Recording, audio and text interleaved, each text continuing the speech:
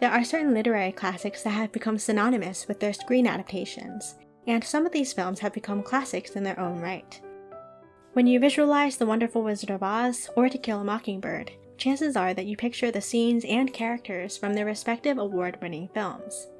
These two stories, as different as they seem, share more similarities than meet the eye. So let's take a stroll down the yellow brick road from Kansas to Macomb, Alabama. Published 60 years apart, The Wonderful Wizard of Oz and To Kill a Mockingbird were both enormously popular for their time. Lyman Frank Baum's modernized fairy tale blended elements from traditional European stories with contemporary American attributes, centering around an adventurous young heroine. In the books, Dorothy starts out as no more than 11 years old, possibly as young as 6 or 7.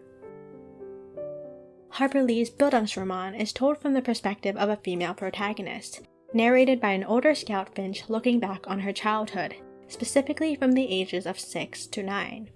The novel style evokes a child's voice in order to make these serious issues more accessible, but for some it may read a bit like a fairy tale. Its moral lessons are given from the viewpoint of a white narrative voice that softens the realities of racism in 1930s Alabama.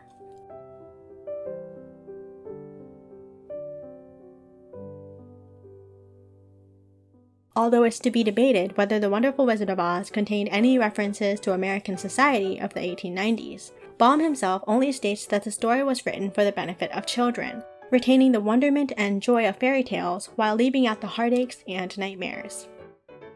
With the release of the musical film version toward the end of the Great Depression, moviegoers were provided a sense of escape and hope through a colorful, imaginative fantasy environment. New technology allowed for a greater visual impact for a picture that delighted both children and adults. When the film was re-released in the 40s and 50s, the themes of home and victory over evil further resonated with audiences.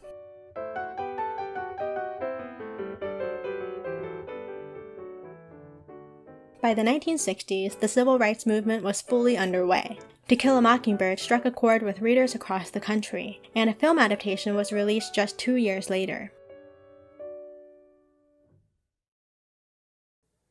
For a writer to capture that feeling is remarkable. And perhaps that is why one book, in the last few years, has been so warmly embraced by tens of millions of people. The film especially emphasizes the character of Atticus Finch, portrayed by Gregory Peck in an iconic performance that saw him named the greatest movie hero of the 20th century. Deliberately filmed in black and white at a time when color movies had become the norm, the production simultaneously conveys a particular era, and yet imparts a timeless quality. Both film adaptations have cemented the images of these novels into popular culture. The universal appeal of The Wonderful Wizard of Oz attests to the story's ability to connect with viewers of all ages and backgrounds. To Kill a Mockingbird has also left an indelible mark on readers and viewers worldwide. Despite its history with censorship, the novel has become a fixture of school reading lists across the United States. Both stories are known for their idealism and focus on platonic and familial love.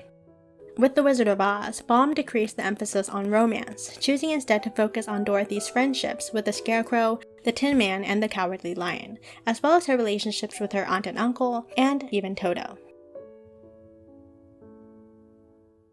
In the case of To Kill a Mockingbird, Harper Lee has been quoted as describing it as a love story, pure and simple, namely her love of the South, a father's love for his children, and the love they give in return. By the end of both stories, our protagonists are still children, just a bit older and wiser. It's not exactly happily ever after, but finally they're home, having learned valuable lessons about themselves and the world around them.